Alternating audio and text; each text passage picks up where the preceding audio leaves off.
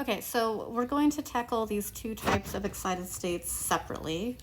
So the first thing we're going to discuss is how do we reduce contributions from elastic two-body scattering states.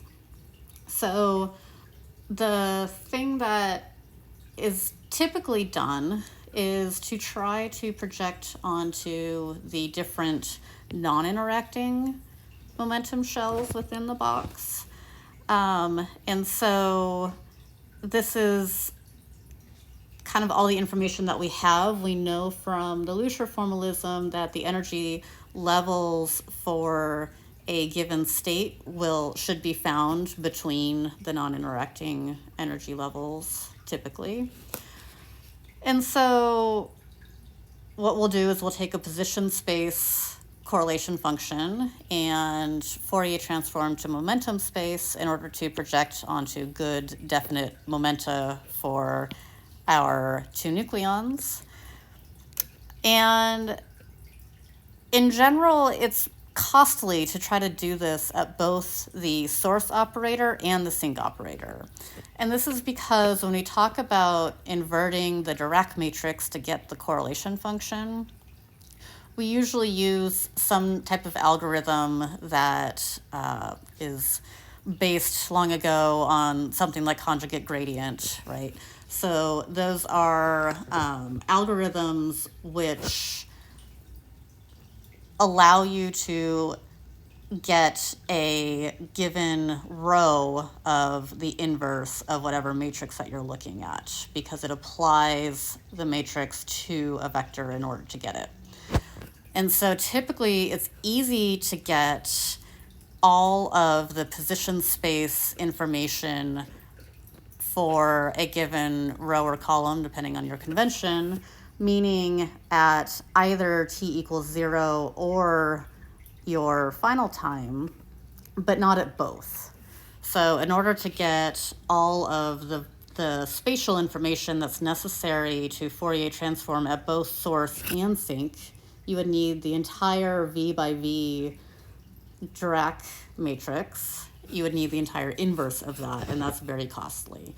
But getting one row or column is not. And so in the past, most of what has been done is to project onto definite momentum at the sink only, and then leave the source in position space.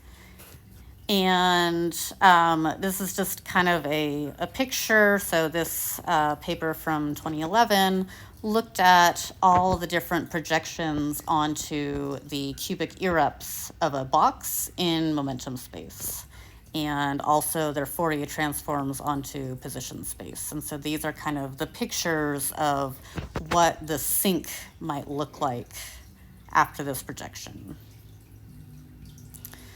So at the source, you can only do a limited number of things unless you want to calculate the entire inverse of the Dirac matrix, or using some variational method, which we will talk about later. And so the things that have been done since we're in position space, the simplest thing to do is to just stick the two nucleons on top of each other at the same space-time point. This is computationally very efficient. The number of Wick contractions, which we'll talk about in our last lecture, that you need to do, so therefore the number of diagrams that you have to calculate, is much, much smaller if all of your quarks come from the same space-time point. Essentially, you only need to calculate one light quark propagator, for example, if you want to look at nucleon scattering, and you can use that one light quark propagator and tie up its indices in various ways to get your two nucleons. However, some work has been done on looking at different spatial configurations if you displace them by some amount and then move them around, and there's been varying success with those types of methods. So one method that I want to talk about in a little bit of detail, this was championed by NPL QCD in 2009. And this has largely been used to help improve the overlap of the nucleons onto their ground states. So this is used to minimize overlap due to inelastic excited states. But in principle, it can be used to help to maximize overlap onto a given elastic scattering state that you're also interested in. But again, we'll talk about that a little bit later. So here we're just talking about the single nucleon correlator. We're not talking about two nucleons. And so what you can do is you can try to come up with two different types of operators or multiple different types of operators that all overlap onto the ground state nucleon that you're interested in, but have different overlap onto various excited states. So the example used largely in the literature is they'll have one operator where the quarks are all at a single spacetime point, and they'll have another operator where those three quarks are smeared out over several lattice spacings in various ways. And so you can see from the effective mass plot that's shown here that indeed at late times, both of these correlation functions plateau to the same ground state energy. However, at early times, they have different overlap onto different excited states. And this gives you a tool for minimizing your overall overlap onto these excited states. One simple thing you can do is to just fit both of these correlation functions simultaneously with the constraint that they both plateau to the same ground state energy. And that already doubles the amount of data that you have. So it doubles the number of degrees of freedom, not degrees of freedom, it doubles the amount of information that you are extracting your ground state from. However, it does not double the number of parameters that you have to fit because this ground state energy is fixed to be the same for both. So you already get a benefit there. There are some issues with multi-exponential fits. They tend to work very well for extracting a ground state, but it's not a very good method for extracting excited states in general. So we won't talk about that too much. Presumably you've already seen that in some of your other lectures. Okay, so what we want to do here, though, is use the fact that these have different overlap onto excited states to get a better representation for our ground state energy. Oh yeah, this is taken from a talk. So another thing is that these are they only look at different operators at the sink. And this is also just to improve on computational efficiency.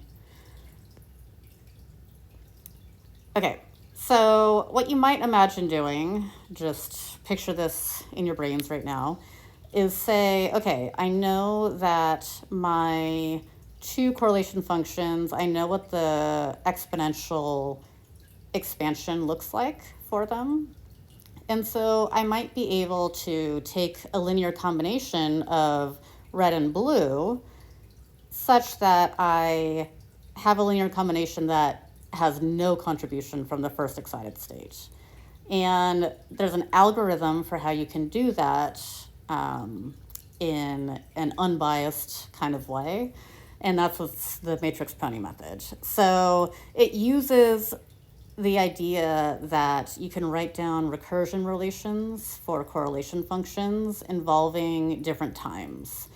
So for example, we can write down this recursion relation here, which says that the correlation function at a displaced time t naught plus some parameter alpha times the correlation function at t has to equal 0. And you can prove this to yourself if you assume that the correlation function only has a contribution from a single state, the ground state. Then you can set alpha to be equal to this value here, minus e to the minus e naught t naught. Plug that in, and you'll find that this recursion relation is true. And it also tells you that E naught is related to the correlation functions in the following way. And this is exactly the effective mass definition that we all know. And again, if you only have a single state contributing to the correlation function, then this relation is exact. So this is a general idea. You can write down these recursion relations between correlation functions at different times. And now what we're going to do is we're going to have two different correlation functions. So we're going to have a vector of correlation functions corresponding to point and smear. And you can do the same thing. You can write down a recursion relation between this vector C of t plus t naught and the vector C at t. But now, instead of having scalar numbers relating the two, they're actually matrices that relate the two. So these are unknown matrices M and V, and we assume that there's some recursion relation, just like we had before, that we can write down. And we have to solve for the M and the V. And hopefully in doing so, that gives us a relation between two different energy levels now instead of just one energy level, because we have two different correlation functions coming in. Okay, I'm not going to show the proof. We will go through solving a generalized eigenvalue problem in the next part of this lecture, and that is what this ends up reducing to. So I'm just going to give you the solution and walk you through it. So if we assume that C of t is some sum over states up to capital N states, and this capital N has to be the number of operators that we want to include. Then, yes, so it's a sum, and we know that it's a sum of exponentials. So we have this lambda n here, which we define to be e to the e sub n. And we take it to the minus tth power. So this is exactly what you expect by expanding a correlation function as a function of time. And then we have the overlap factors. So alpha n is some number, and then un is some eigenvector that corresponds to the state n.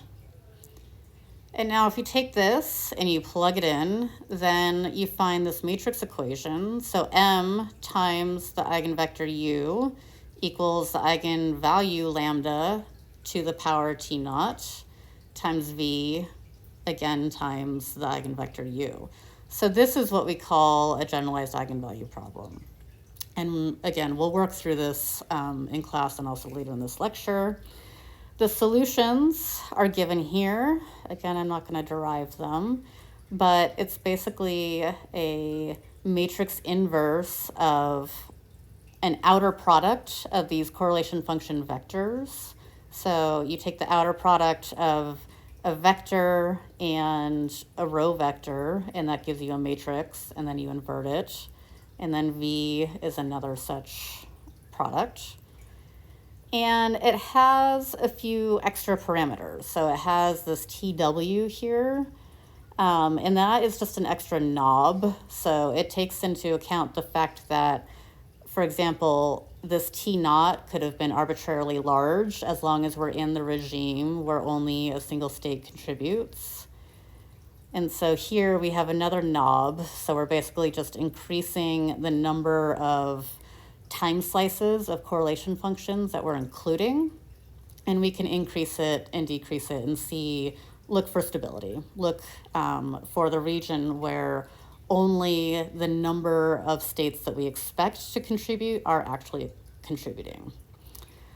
So all of this is to say that if we solve this generalized eigenvalue problem, we find the lambdas, which are the e to the e sub n, that we're looking for. So these are the energies that we care about.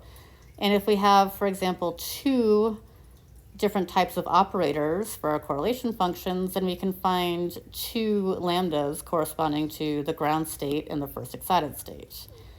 And essentially what this is doing is it's telling us what linear combinations we need to take of our two different operators in order to eliminate the excited state contamination from the lowest excited states.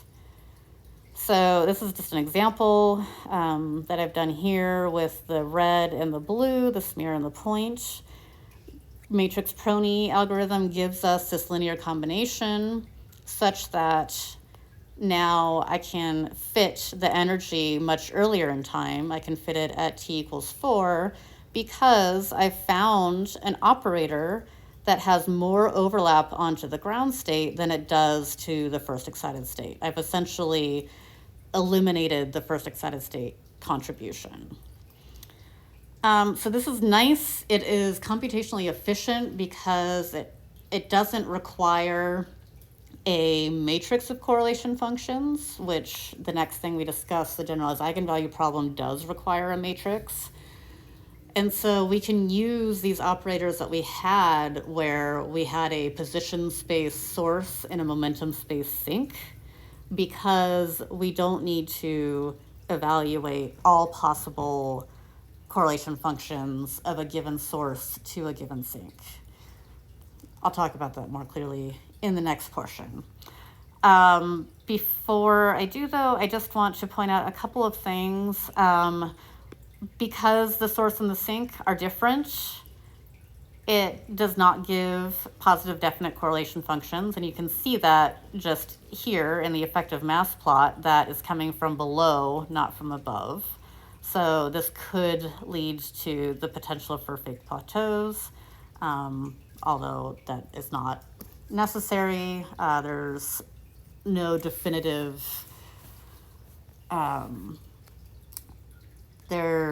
nobody has proven that such a thing is happening. It's just something to look out for. And another thing is that in practice, it tends to do a really good job of improving the quality of your ground state, but the excited state that you would extract from this algorithm is not typically something that you can rely on. It's not a reliable extraction.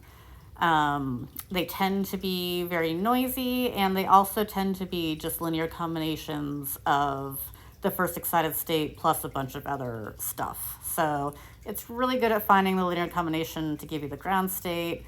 You don't generally see much improvement by adding more than 2 operators to try to get higher excited states from that. All right, that is all I have for this portion. I will go ahead and pause the video.